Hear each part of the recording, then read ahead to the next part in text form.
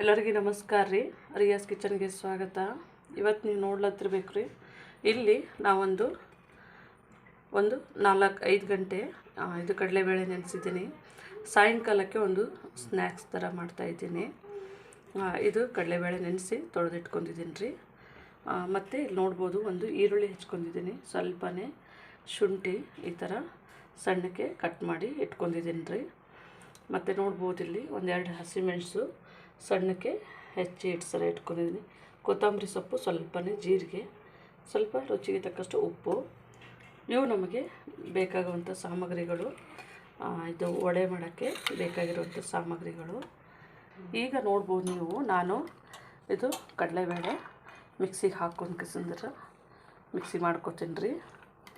ಇದು ತುಂಬ ಟೇಸ್ಟ್ ಇರುತ್ತೆ. ನೀವು ಮನೆಯಲ್ಲಿ ಒಂದ್ಸಲ ಮಾಡಿ ನೋಡಿ, ತುಂಬ ಚೆನ್ನಾಗಿರುತ್ತೆ.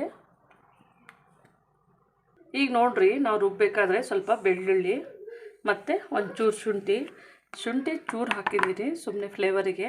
ಸ್ವಲ್ಪ ಬೆಳ್ಳುಳ್ಳಿ ಜಾಸ್ತಿ ಹಾಕಿದ್ದೀನಿ. ಮತ್ತು ನಾವು ಇದು ಶುಂಠಿ ಪೀಸ್ಗಳು ಒಂಚೂರು ಮಿಕ್ಸ್ ಮಾಡೋಣ, ಸ್ವಲ್ಪ ಅದು ಬಾಯಿಗೆ ಸಿಗುತ್ತೆ, ಚೆನ್ನಾಗಿರುತ್ತೆ.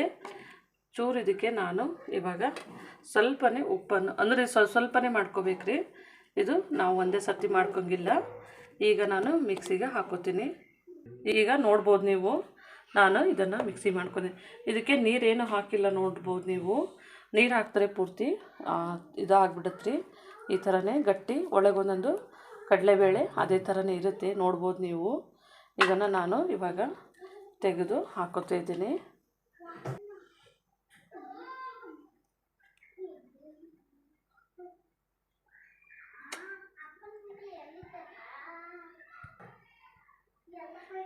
ಈಗ ನಾವು ಇದೆಷ್ಟೆಲ್ಲ ಮಾಡ್ಕೊಂಡಿದ್ದೆ ನೋಡ್ರಿ. ಈಗ ನಮ್ಮದು ನೋಡ್ರಿ, ನಾವು ಒಂದು 5-6 ತಾಸು ನೆನೆಸಿದ್ರೆ ನಮಗೆ ಚೆನ್ನಾಗಿ ನೆಂದಿರುತ್ತೆ. ಈ ಥರ ಬರುತ್ತೆ, ನೋಡ್ಬೋದು. ನಾನು ಇದ್ರೊಳಗೆ ಏನೋ ನೀರು ಹಾಕ್ಲಾರ್ದೇ ಹಾಗೇ ಮಿಕ್ಸಿ ಮಾಡ್ಕೊಂಡಿನಿ ಈ ಥರ. ಈಗ ಇದು ಆಗಿದೆ. ನಾವು ಬಾಣಲೆಯನ್ನು ಬಿಸಿ ಮಾಡೋಕೆ ಇಟ್ಕೊಂಡಿದ್ದೇವೆ. ಇದಕ್ಕೆ ನಾವೀಗ ಆಯಿಲನ್ನು ಹಾಕ್ಕೊಂಡ್ರಿ. ಈಗ ನಮ್ಮದಿಲ್ಲಿ ಆಯಿಲ್ ಬಿಸಿ ಆಗ್ತಾ ಇರಲ್ರಿ, ನಾನು ಆಯಿಲ್ ಹಾಕ್ಕೊಂಡಿದ್ದೇನೆ. ಈಗ ನಾವಿಲ್ಲಿ ಇದಕ್ಕೆ ನೋಡ್ರಿ ಒಂದು ಸ್ವಲ್ಪನೇ ಈರುಳ್ಳಿಯನ್ನು ಮಿಕ್ಸ್ ಮಾಡ್ಕೊಳ್ಳೋಣ. ಇದು ಸಾಯಂಕಾಲ ತಿಂಡಿ ಸ್ನ್ಯಾಕ್ಸು ತುಂಬ ಟೇಸ್ಟಾಗಿರುತ್ತೆ ರೀ. ನಾವು ಹಸಿಮೆಣ್ಸಿನ್ಕಾಯಿ, ಕೊತ್ತಂಬರಿ ಸೊಪ್ಪು ಮತ್ತು ಜೀರಿಗೆ, ಉಪ್ಪು ಎಲ್ಲ ಹಾಕ್ಕೊಂಡಿವಿ. ಉಪ್ಪು ಸ್ವಲ್ಪ ನೋಡಿಬಿಟ್ಟು ಹಾಕ್ಕೊಡ್ರಿ, ರುಚಿಗೆ ತಕ್ಕಷ್ಟು. ನಾನು ಸ್ವಲ್ಪನೇ ಹಾಕ್ಕೊಂಡಿದ್ದೇನೆ, ನೋಡಿಬಿಟ್ಟು ಹಾಕೋತೀನಿ. ಇದೊಂದು ಸ್ವಲ್ಪ ಚೆನ್ನಾಗಿ ಮಿಕ್ಸ್ ಮಾಡ್ಬೋದು. ನೋಡಿರಿ ಎಷ್ಟು ಕಲರ್ಫುಲ್ಲಾಗಿ ನಮ್ಮದು ಈರುಳ್ಳಿ ಆಯಿತು. ಕೊತ್ತಂಬರಿ ಸೊಪ್ಪು ನಾವು ಹಾಕಿರೋದು ನೋಡಿರಿ, ತುಂಬ ಚೆನ್ನಾಗಿ ಬಂದಿದೆ. ನೋಡ್ಬೋದು, ತುಂಬ ಈಸಿಯಾಗಿ ಮಾಡುವಂಥದ್ದೊಂದು ಸಾಯಂಕಾಲ ವಡೆ. ತುಂಬ ಬೇಗ ಆಗುವಂಥದ್ದು. ಒಂದು ಸ್ವಲ್ಪ ಬೆಳಿಗ್ಗೆ ಹೊತ್ತಿನಲ್ಲಿ ಸ್ವಲ್ಪ ನೆನೆಸಿಟ್ರೆ ಈಗ ಸಾಯಂಕಾಲ ಟೈಮ್ನಲ್ಲಿ ಇದು ಒಳ್ಳೆಯ ಒಂದು ಸ್ನ್ಯಾಕ್ಸ್ ಆಗುತ್ತೆ. ತುಂಬ ಟೇಸ್ಟಾಗಿಯೂ ಇರುತ್ತೆ. ಇವಾಗ ಇದು ನಮ್ಮದು ರೆಡಿ ಆಗಿದೆ. ಈಗ ನೋಡ್ಬೋದು ನಮ್ಮದು ಇದೆಲ್ಲ ನಾನು ಇವಾಗ ಈ ಥರ ನೋಡಿರಿ, ಕೈಯಲ್ಲಿ ಈ ಥರ ಉಂಡೆಗಳು ಮಾಡ್ಕೊಂಡು ಈ ಥರ ಕೈಯಲ್ಲಿ ಇಟ್ಕೊಂಡ್ರಿ. ಈ ಥರ ಸ್ವಲ್ಪನೇ ಸುತ್ತ ಈ ಥರ ನಾವು ನೋಡಿರ್ತೀವಿ ನೋಡಿರಿ. ಈ ಥರ ನೋಡ್ಬೋದು ಈಸಿಯಾಗಿ. ನಮ್ಮದು ಇಷ್ಟು ತುಂಬ ದಪ್ಪನೂ ಬೇಡ, ತುಂಬ ತೆಳ್ಳಗೂ ಬೇಡ. ನಾನು ಇದಕ್ಕೆ ಏನು ಹಾಕೊಂಡಿಲ್ಲ. ನೋಡ್ಬೋದು ನಮ್ಮದು ಈ ಥರ ಚೆನ್ನಾಗಿ ಬಂದಿದೆ. ಈಗ ನಾನು ಎಣ್ಣೆಯಲ್ಲಿ ಬಿಡ್ತಾಯಿದ್ದೀನಿ ರೀ. ನೋಡ್ಬೋದು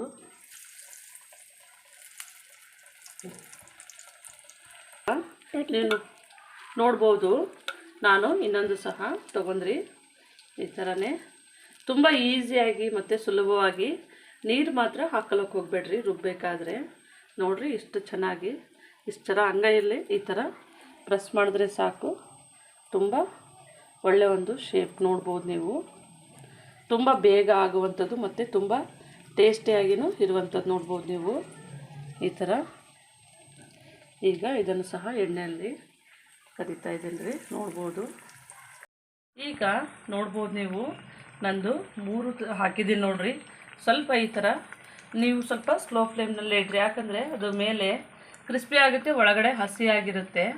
ಹಾಗಾಗಿ ನಾನು ಸ್ವಲ್ಪ ಸ್ಲೋ ಫ್ಲೇಮ್ನಲ್ಲೇ ಇಟ್ಟು ಈ ಥರ ಸ್ವಲ್ಪ ಕಾದ ಎಣ್ಣೆನ ಈ ಥರ ಹಾಕಿಟ್ರಿ. ಅಂದರೆ ಒಂಚೂರು ಮೇಲ್ಗಡೆನೂ ಬಿಸಿ ತಾಗಿದ್ರೆ ಸ್ವಲ್ಪ ನಾವು ತಿರುಗಿಸಿ ಹಾಕಿದಾಗೆ ಅದು ಬೇಗ ಬೇಯುತ್ತೆ.